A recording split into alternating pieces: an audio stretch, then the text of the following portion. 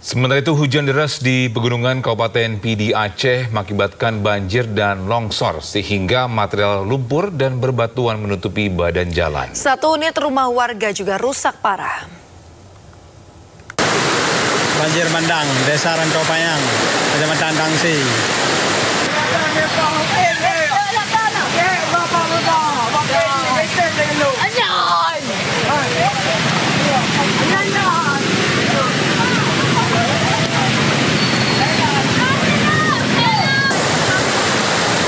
Beginilah detik-detik banjir dan longsor yang membawa material lumpur dan bebatuan di kawasan Kecamatan Tangse, Kabupaten Pidi Aceh.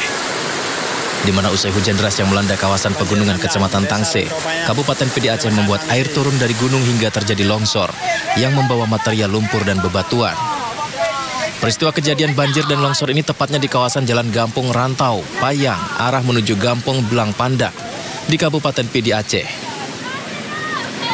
Polisi bersama TNI serta masyarakat setempat membantu warga yang terdampak banjir dan longsor tersebut. Sejumlah warga harus dievakuasi ke tempat yang lebih aman saat kejadian. Di lokasi kejadian, sejumlah personil Polsek Tangse Polres Pidi yang dipimpin langsung oleh Kapolsek Tangse Ibda Taufikur Rahman bersama personil Koramil setempat ikut membantu masyarakat Gampong Rantau Payang yang terdampak tanah longsor. Pasca peristiwa itu tidak ada korban jiwa, namun satu unit rumah warga rusak akibat diterjang longsor, rumah milik Amiruddin, warga Gampong Rantau Payang. Kapolsek Tangse berharap kepada masyarakat setempat tetap waspada dan melarang warga beraktivitas di kawasan sungai saat kondisi hujan deras di pegunungan. Dari Pidi Aceh, Jamal Pangwa, iNews melaporkan. Pemirsa, tanah longsor di Kampung Cinyiru, Desa Banjarsari, Lebak Gedong, Lebak Banten menyebabkan akses jalan raya Warung Banten Cipanas ditutup. Pemirsa, tingginya intensitas hujan yang terjadi sejak sore hingga malam hari menyebabkan tebing setinggi 20 meter lebih longsor. Akibatnya akses jalan raya Warung Banten Cipanas ditutup. Jalur ini merupakan jalur sejumlah objek wisata seperti wisata negeri di atas awan Citorey. Warga masih menunggu alat berat untuk mengevakuasi material longsor tutupi badan jalan. Belum ada informasi korban terkait dengan kejadian longsor ini. Dilalui karena lagi menunggu alat berat dari pihak yang terkait, Pak. Oh gitu. Jadi ini ketutup aja semua? Ketutup semua, Pak. Ini jalur mana-mana sih kan? Ini jalur untuk Cinyiru sampai ke Jaha, Pak. Oh gitu? Iya. Kalau nggak dari sananya dari Rangkas? Dari Rangkas, alhamdulillah tidak ada ya, tidak ada longsor, cuman di sini aja, Pak. Ini lokasinya ini, cuman berapa meter ya, adalah kurang lebih 10 meteran. Kita ke informasi lainnya, sebuah mobil yang akan keluar dari kapal KMP Marina Segunda dari Lembar menuju Padang Bay Bali hilang kendali saat akan keluar kapal. Akibatnya mobil terjun ke laut.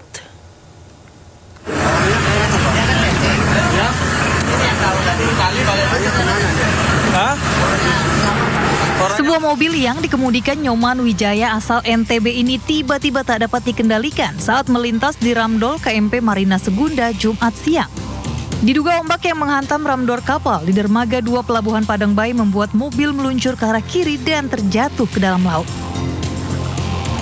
Beruntung, mobil tak langsung tenggelam dan 2 penumpang di dalamnya berhasil keluar dari mobil dan selamat. Hingga kini mobil masih tenggelam di perairan Padang Bay. Petugas pun akan mengikat mobil sambil menunggu mobil derek mengevakuasi mobil naik ke daratan. Dari Karangasem, Bali, Yunda Ariesta, iNews melaporkan.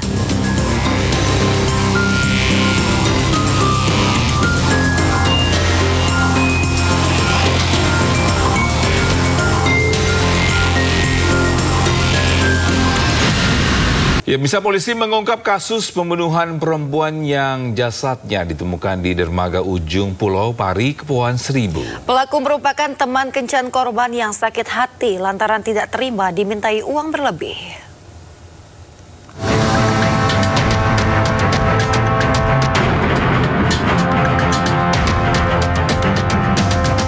Polda Metro Metro Jaya menangkap tersangka pembunuhan perempuan berinisial R berusia 35 tahun yang jasadnya terdampar di dermaga ujung Pulau Pari, Kepulauan Seribu, Jakarta. Tersangka berinisial NYP, pria berusia 28 tahun, warga Teluk Pucung, Bekasi Utara, Jawa Barat. Ia ditangkap di kampung halamannya di Desa Gagua, Kabupaten 50 Kota, Sumatera Barat. Dari tangan tersangka, polisi menyita 1 unit handphone, perhiasan milik korban hingga 1 unit sepeda motor. Kepada polisi, tersangka mengaku membunuh korban lantaran meminta uang tambahan usai berkencan. Pelaku menolak untuk membayar 100.000. Selanjutnya, korban memaki-maki dan mengancam pelaku dengan kata-kata yang kasar dan mengancam untuk memanggil abang-abang yang daripada korban. Korban dibunuh tersangka pada tanggal 10 April lalu dengan menggunakan sebuah tali sepatu. Jasad korban kemudian dimasukkan ke dalam kardus AC sebelum dibuang ke Kali Bekasi. Jenazah korban baru ditemukan setelah terdampar di dermaga ujung Pulau Pari, Kepulauan Seribu, Jakarta 3 hari kemudian. Dari Jakarta, Muhammad Zulhilmi, Tri Yulianto, Dias Triawan, iNews melaporkan. Sementara itu, polisi menangkap 2 orang pria pelaku kekerasan seksual dan narkoba terhadap 2 anak perempuan yang salah satunya tewas di hotel di Kebayoran Baru, Jakarta Selatan. Kedua pelaku diketahui telah 4 kali menjadikan korban sebagai pemuas nafsu bejatnya. 2 pelaku pembunuhan disertai kekerasan seksual dan penyalahgunaan narkotika, A alias Bas dan BH, tak berkutik usai ditangkap unit PPA Satreskrim Polres Metro Jakarta Selatan. 2 pelaku diketahui melakukan kekerasan seksual dan penyalahgunaan narkotika terhadap 2 ABG berinisial FA dan AP. Alat bukti 30 CNP berikut amunisi, narkoba, dan alat bantu seks turut disita petugas. Diketahui para pelaku telah 4 kali menggunakan jasa para korban. Akibat ulah 2 wirausahawan ini, salah satu korban berinisial FA tewas di Hotel La Mansion Kebayoran Baru diduga karena overdosis. Yang bersangkutan informasi setelah diberikan cairan ini langsung dalam kondisi kejang, ya, kondisi kejang, mungkin antara campur sabu dengan inek ekstasi yang diminum ini. Kondisi atas perbuatan kedua pelaku dijerat ancaman hukuman 20 tahun pidana penjara. Dari Jakarta, Helmi Sayembati melaporkan. Pemirsa, viral di media sosial, seorang emak-emak di Kota Makassar, Sulawesi Selatan membawa parang untuk menakuti dan juga mengusir penagih utang yang datang ke rumahnya. Ya, petugas polisi telah memberikan teguran berupa surat perjanjian kepada sang ibu untuk tidak mengulangi perbuatannya.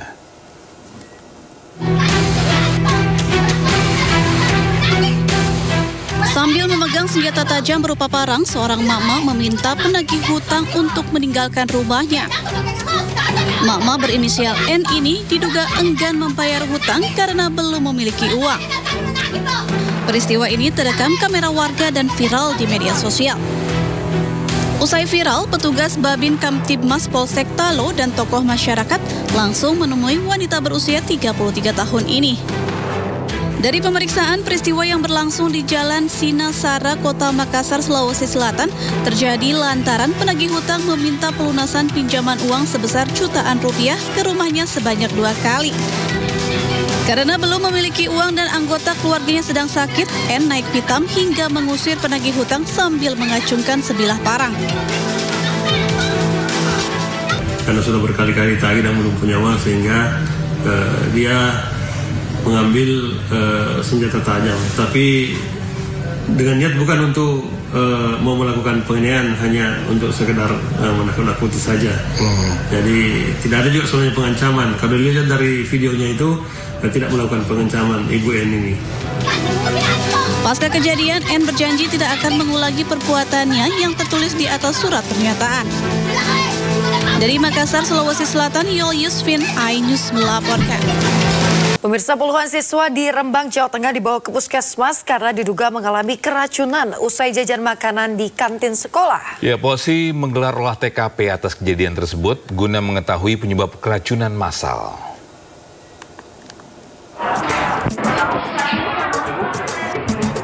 Sekitar 30 siswa SD Negeri Ketanggi, Rembang, Jawa Tengah mengalami pusing, mual, dan muntah-muntah usai jajan makaroni di kantin sekolah. Korban paling banyak merupakan siswa kelas 5 SD. Dari ciri-ciri keluhan yang dialami para siswa, kuat dugaan mereka mengalami keracunan. Peristiwa ini baru pertama kali terjadi sehingga membuat orang tua siswa panik lantaran jumlah korban cukup banyak. Pihak sekolah pun membawa puluhan siswa ke puskesmas terdekat guna perawatan medis. Dan yang penjual itu sudah jualan sudah lama. Yang sudah jualan makron itu sudah 1 tahunan di sini sudah jualan itu. Makan di kantin, kemudian mengalami mual-mual. Di sini kami menimbulkan paket ya, kemudian mungkin makanan yang dimakan itu sampelnya kita ambil, nanti kita koordinasi dengan dinas kesehatan, kita lapor apakah makanan ini ada mengandung racun atau tidak. Usai olah TKP, selanjutnya polisi tengah menunggu hasil dari sampel yang diperiksa dinas kesehatan terkait ada tidaknya kandungan racun dalam jajanan yang dimakan para siswa. Tidak ada korban jiwa dalam peristiwa ini setelah penanganan medis para korban diperbolehkan pulang. Dari Rembang, Jawa Tengah, Musyafa, iNews melaporkan. Kita ke informasi lain pemirsa, seorang pedagang melawan saat dagangannya diambil paksa oleh petugas Satpol PP Sika, Nusa Tenggara Barat yang sedang menertibkan PKL di tempat pelelangan ikan Kota Baru Maumere.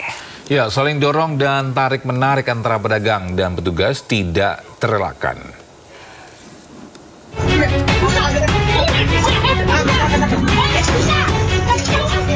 Dari video viral, tampak salah seorang pedagang berusaha melawan saat dagangannya diambil petugas Satpol PP saat penertiban PKL di tempat pelelangan ikan Kota Baru Maumere.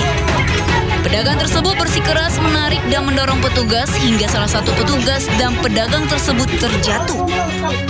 Akibat kejadian ini, si pedagang mengalami luka memar di sebagian tubuhnya. Pedagang tersebut mengaku tidak tahu ada imbauan larangan berjualan di area TPI. Jauh selama ini tidak ada himbauan, Mam? Tidak ada. Muncul tiba-tiba begitu? Iya, muncul tiba-tiba. Ibu tahu tidak, sudah dilarang jangan menjual ikan di pinggir jalan. Jadi saya jawab, Bapak, saya tidak jual di pinggir jalan, saya jual di halaman rumah saya. Tuan barang itu, saya punya barang, jadi saya harus tahan saya punya barang, toh. Nah, dari situ sudah saya melawan dengan mereka. Saya tahan saya punya barang, mereka terpaksa rampas saya punya barang. Sementara menurut Satpol PP Sika, penertiban dilakukan sudah sesuai standar operasional. Ada tindakan bilang karena buah saya memukul, mendorong, tidak ada. Ya, tindakan kami, karena kami tidak mau kalau seandainya dia tetap menjual di situ dan diketahui oleh ibu-ibu yang sudah kami tertibkan kurang lebih 100-an penjual itu, kan dampaknya akan lebih banyak. Sehingga kita upaya pertama sudah betul-betul persuasif, sudah betul-betul melunak. Pihak Satpol PP mengimbau para pedagang untuk tidak berdagang di TPI Maumere karena pemerintah telah menyediakan pasar tingkat dan pasar alok bagi para pedagang. Dari Kabupaten Sika, NTT, Joni Nura, iNews melaporkan. Pemirsa, seorang anggota TNI Gadungan di Medan, Sumatera Utara berhasil ditangkap saat melangsungkan aksinya. Ya, dalam aksinya pelaku mengaku anggota TNI berpangkat Mayor Jenderal.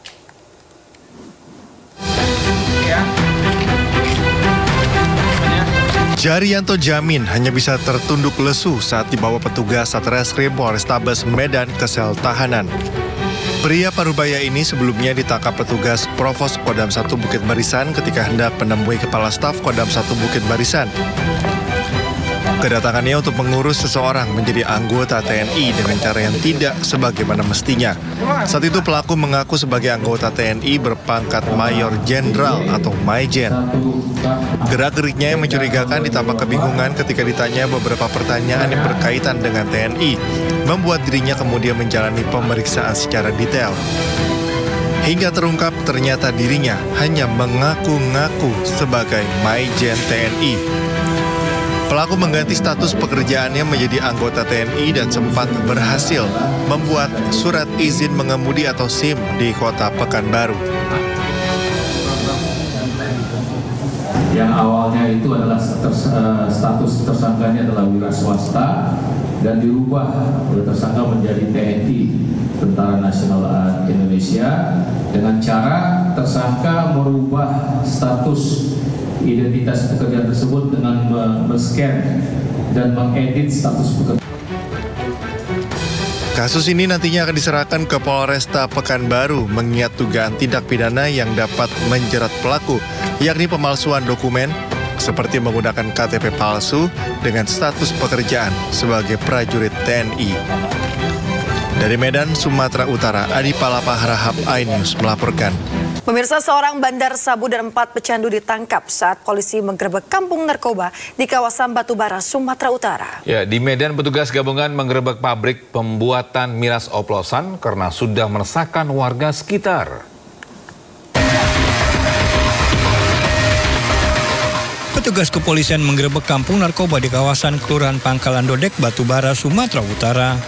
Personil dari Satuan Narkoba Polres Batubara mendatangi satu persatu lokasi yang diduga menjadi sarang transaksi penjualan narkotika jenis sabu.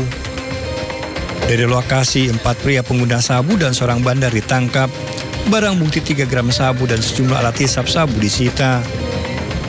3 gram, lebih kurang 3 gram, masing-masing dilakukan oleh beberapa orang. Ya, 5 orang yang kita amankan, 4 pengguna, 1 pengedar. Sebuah rumah yang dijadikan pabrik pembuatan miras oplosan di Jalan Kapten Sumarsono, Medan, Sumatera Utara digerebek petugas gabungan. Saat digerebek, 3 pekerja sedang meracik miras oplosan. Tak hanya memasukkan isi minuman keras, para pelaku juga mencetak tutup, botol, merek, serta pita cukai agar menyerupai produk aslinya. Ini kita nemukan tempat di mana mereka menimbun, memproduksi minuman palsu tersebut. Gitu. Tadi rekan-rekan semua sudah lihat, barang buktinya ada pita cukainya ada, botol kosongnya ada, bahan-bahan produksinya ada, mesinnya ada. Ketiga pelaku dan barang bukti dibawa ke kantor Bea Cukai. Dari Medan dan Batubara, Sumatera Utara melaporkan. Pemirsa, 2 pekan pasca Lebaran, harga komoditas pangan masih tinggi di sejumlah pasar tradisional di wilayah Jakarta. Ya, di Pasar Johar, Jakarta Pusat, harga bawang merah bahkan menembus Rp80.000 per kilogram.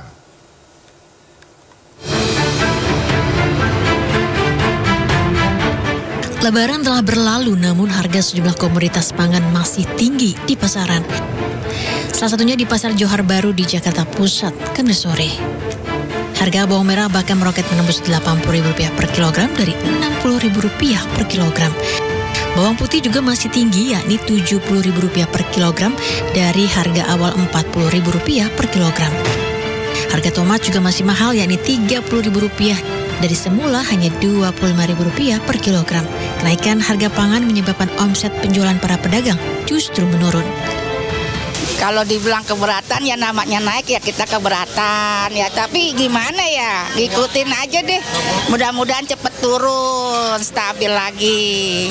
Terdampak banget karena semua masakan itu pakai bawang merah ya gitu, jadi berasa banget cabai bawang gitu, tapi cabai malah udah agak turun, bawang merah yang buat kita sekarang 65. Untuk yang caruan itu maksudnya yang nggak pilihan. Kalau yang untuk pilihan 80. Tingginya harga bawang disebabkan cuaca dan stok yang menipis di berbagai pasar induk. Meski demikian, Bappenas berjanji harga bawang akan kembali normal dalam 40 hari ke depan dengan membawa bawang oversupply di sejumlah pasar ke pasar induk Kramat Jati. Dari Jakarta, Sahari Jazanski dan Mario Caksono, iNews melaporkan. Pemirsa, untuk mengetahui informasi terkini terkait kenaikan harga kebutuhan komoditi di sejumlah pasar di Jakarta, kami sudah terhubung dengan rekan jurnalis Wenda Nura yang telah berada di Pasar Kebayoran Lama, Jakarta Selatan. Ya, halo Wenda Nura, sembako apa aja yang ini mengalami kenaikan dan apa yang menyebabkan bawang merah ini mengalami kenaikan dan bagaimana dengan ketersediaan stok sana? Ya, selamat pagi Yasmin, Togi, dan juga pemirsa, melaporkan langsung dari tempat saya berada saat ini, tepatnya di Pasar Kebayoran Lama, Jakarta Selatan. Dan dapat kami informasikan bahwa saat ini untuk sejumlah harga sembako ini masih belum stabil, bahkan diantaranya ada yang masih cukup tinggi. Seperti diantaranya ada harga bawang merah, bawang putih, dan juga cabai merah rawit, cabai merah keriting maksud saya. masih terhitung tinggi. Untuk harga bawang merah saat ini dikisar dengan harga Rp50.000 per kilogram, dari harga normal hanya berkisar di Rp30.000. Sedangkan untuk harga bawang putih saat ini dibanderol dengan harga Rp60.000 per kilogram, dari harga normal hanya di Rp35.000. Sedangkan untuk harga cabai keriting merah saat ini di harga Rp60.000. Jika dibandingkan dengan harga sebelumnya, ini sempat mengalami kenaikan yang cukup tinggi di beberapa pekan yang lalu. Lalu pekan sebelumnya ini juga sudah mulai mengalami penurunan, yakni di harga Rp50.000 per kilogram. Namun pada pekan ini sudah mengalami kenaikan kembali, yakni di harga Rp60.000 per kilogram. Sedangkan untuk harga normalnya ini hanya di Rp40.000 saja per kilogramnya. Nah, berbeda dengan harga sejumlah bawang dan juga cabai, untuk harga telur ayam dan juga daging ayam ini sudah terbilang stabil. Untuk harga telur ayam saat ini di kisaran harga Rp28.000 per kilogramnya. Sedangkan untuk harga daging ayam saat ini dibanderol dengan harga Rp45.000 hingga Rp75.000 per ekornya, tergantung ukuran dari ayamnya tentunya. Dan berdasarkan informasi yang kami terima, harga yang belum stabil atau kenaikan harga dari sejumlah bawang dan juga cabai ini diperkirakan karena pasokan dari induk yang menipis, sedangkan permintaan ini masih cukup banyak. Dan tentunya warga serta baik pedagang ataupun pembeli ini berharap harga ini bisa stabil. Dengan begitu agar pemasukan ataupun pengeluaran baik dari sisi pembeli dan juga penjual turut stabil. Demikian Yasmin, Togi.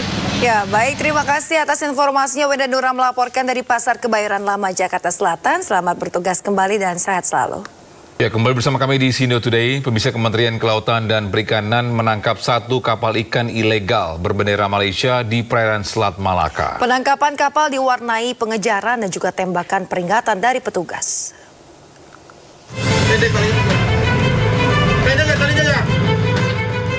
Kapal pengawas Hiu 03 milik Kementerian Kelautan dan Perikanan KKP mengejar kapal ikan berbendera Malaysia yang kedapatan tengah melakukan pencurian ikan di perairan Selat Malaka.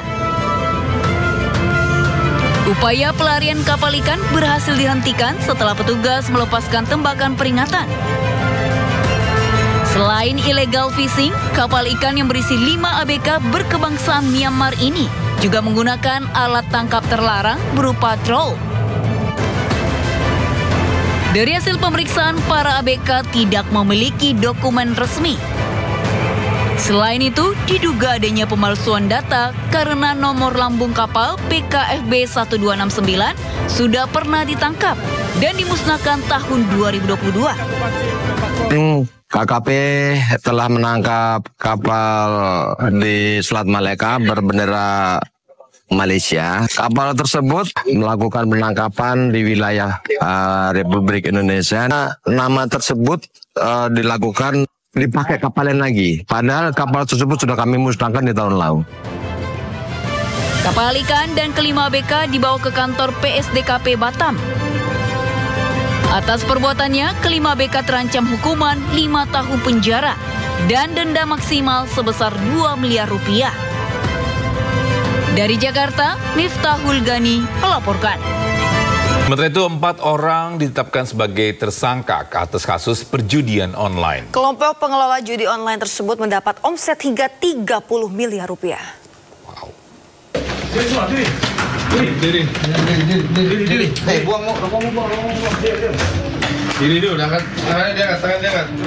Subdit Tindak Pidana Cyber di Treskrimum Polda Metro Jaya menetapkan 4 orang laki-laki sebagai tersangka judi online. Keempat tersangka tersebut berinisial EP, BY, TA, dan DA. Keempat orang tersebut memasarkan judi online dengan jenis slot, domino, hingga poker melalui channel YouTube bersama Bos Zaki. Yang dimana dalam konten YouTube tersebut terdapat link download aplikasi judi online. Masing-masing tersangka memiliki peran. Tersangka EP merupakan pemilik dan pengelola akun YouTube. Tersangka BY, TA, dan DA berperan sebagai admin live streaming dan admin jual beli koin game aplikasi judi online. Kegiatan ini sudah dilakukan oleh tersangka EP ini dari tahun 2021. Dari tahun 2021, kemudian baru pada tahun ini alhamdulillah kita bisa melakukan penangkapan dan diperkirakan total omset yang sudah dilakukan oleh tersangka EP dan karyawan-karyawan ini sudah mencapai sekitar 30 miliar rupiah.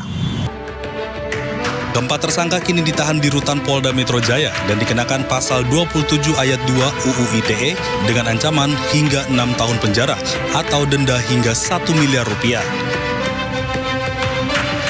Sebelumnya, polisi menggerebek sebuah rumah di Cimanggis, Tapos, Depok, Jawa Barat yang dijadikan tempat operator permainan judi online.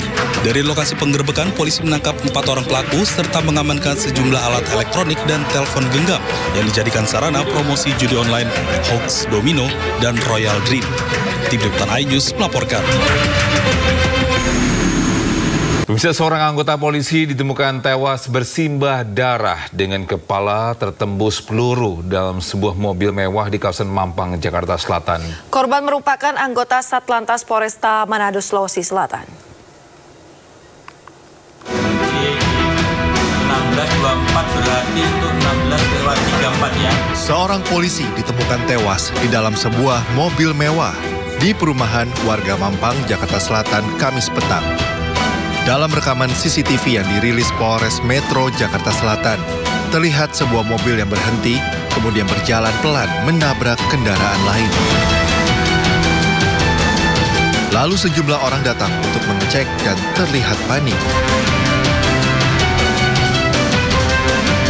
Kasat Reskrim Polres Metro Jakarta Selatan AKBP Bintoro menjelaskan, pihaknya bersama Polda Metro Jaya, Puslap 4 Polri telah menggelar olah tempat kejadian perkara dan memeriksa belasan saksi. Bintoro mengatakan, korban yang tewas di dalam mobil mewah adalah anggota Polri dari Polresta Manado, Sulawesi Selatan, Brigadir RA, dengan kondisi luka tembak di kepala, tepatnya pelipis kanan dan kiri.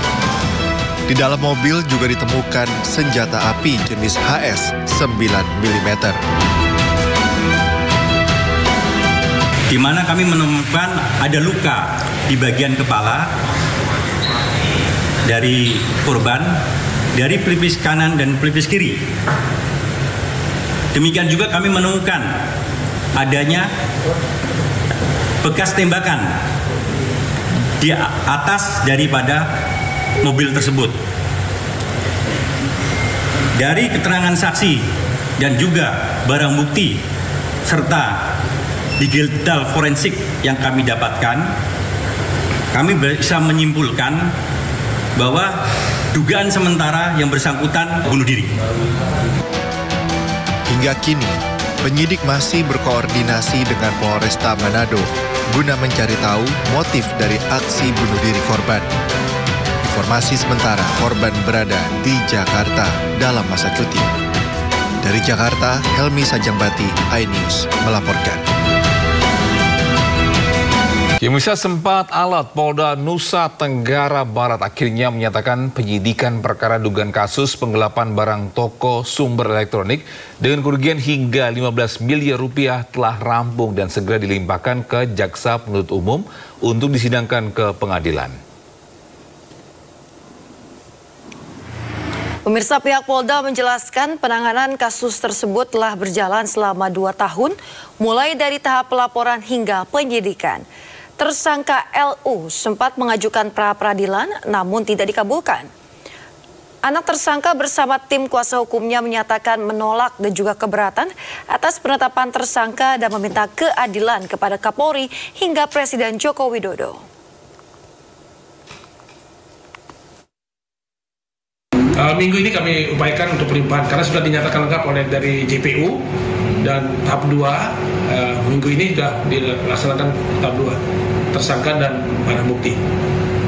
Gimana ya sebagai anak ini merasa apa yang dilakukan di sini kurang tepat ya.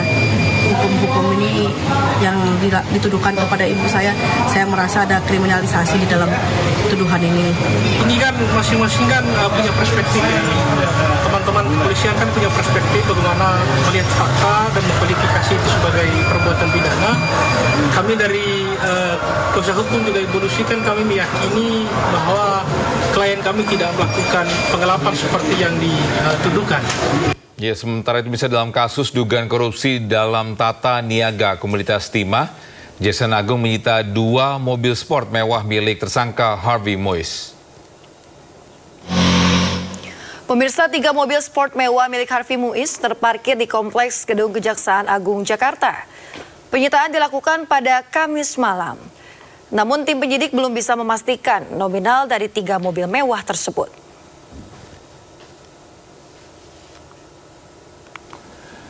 Ya, dalam kasus korupsi PT Timah yang melibatkan suami Sandra Dewi, yaitu Harvey Moise, Kejaksaan Agung RI menetapkan 5 tersangka baru.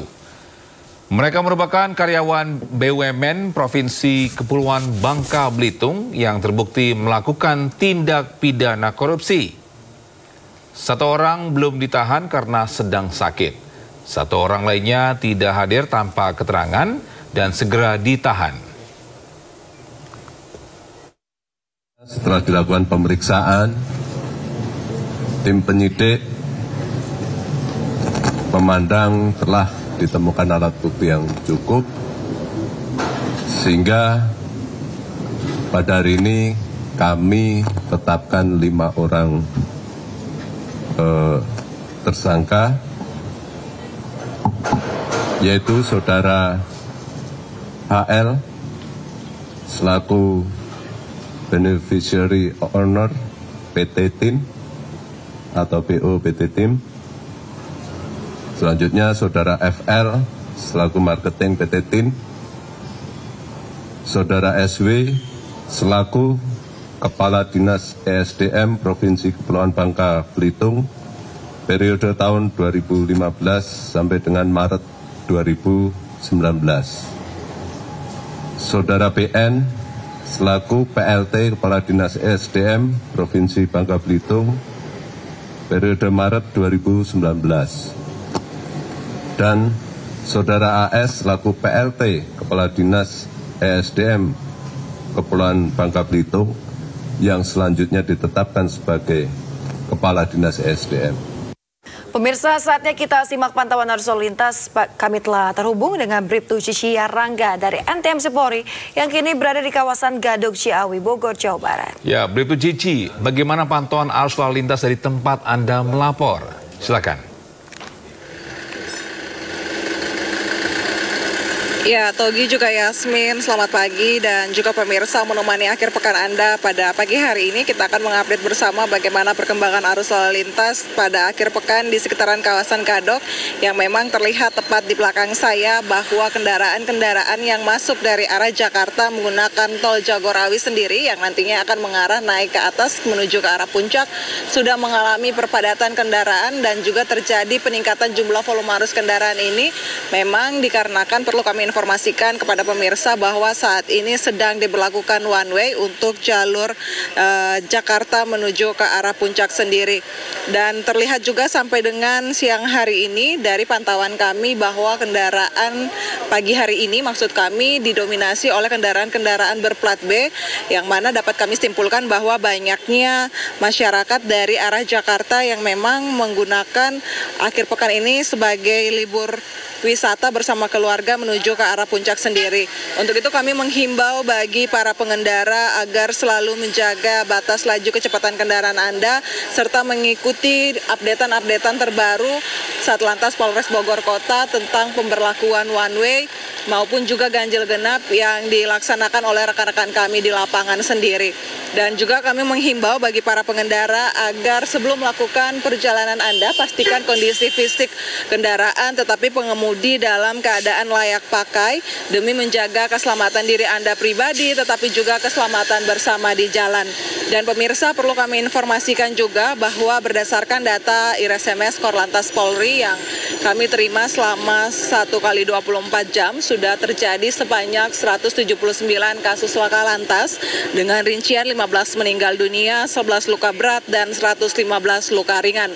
Dari 179 kasus laka lantas yang terjadi, 80% terjadi pada waktu siang hari, terkisar dari jam 6 pagi sampai dengan jam 6 sore.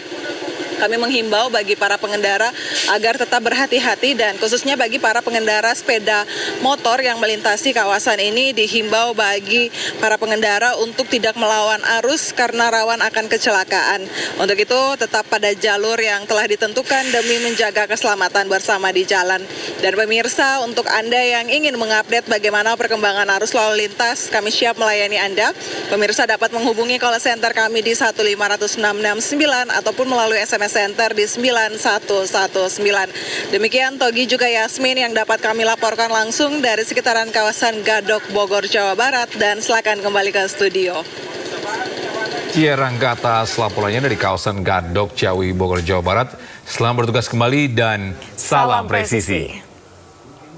Ya, bisa ketertarikan dengan komunitas pendongeng. Ini menginspirasi pria asal Tangerang Selatan, Banten membuat boneka flanel. Berkat kreativitasnya, produk boneka flanel yang dibuat secara manual itu mampu merambah keluar Jawa hingga ke Australia.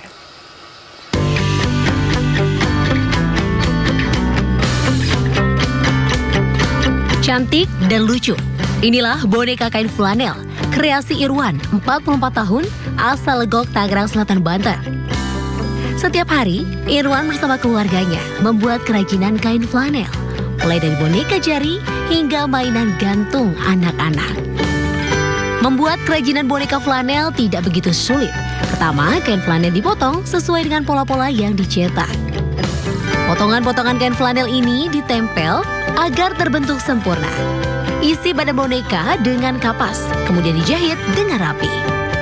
Sempat bingung cari modal untuk memajukan usahanya, Irwan akhirnya dapat pinjaman modal KUR Mikro setelah bergabung KUB Leguti, kelompok binaan BRI.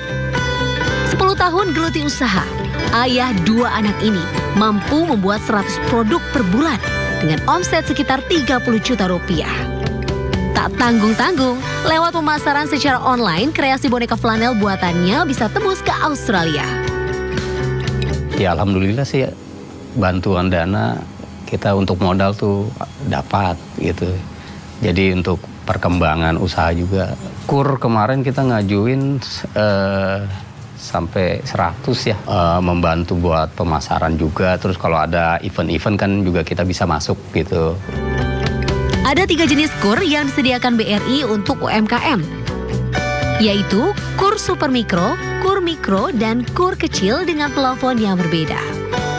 Hingga Maret 2024, dari 9 unit cabang di Bumi Serpong Damai, memiliki 1.193 nasabah KUR. Dengan total dana yang disalurkan mencapai lebih dari 53.000 miliar rupiah. Pinjaman bisa diberikan kepada masyarakat atau pengusaha yang baru aja menjalankan usaha baru belum ada 1 tahun. Itu privilege tersendiri. Kita melakukan profiling kepada nasabah tersebut, apa jenis usahanya, sampai pelatihan mungkin gitu ya, sampai nanti ke depannya kita mau bikin journey. Melalui klaster binaan BRI ini, Irwan berharap dapat bantuan dari pemasaran produk kerajinan flanelnya, sehingga bisa naik kelas dan mampu meningkatkan perekonomian keluarga dan berdayakan masyarakat. Dari Tangerang Selatan, Banten, Steviani Sirait, Ilham Zarkasi melaporkan.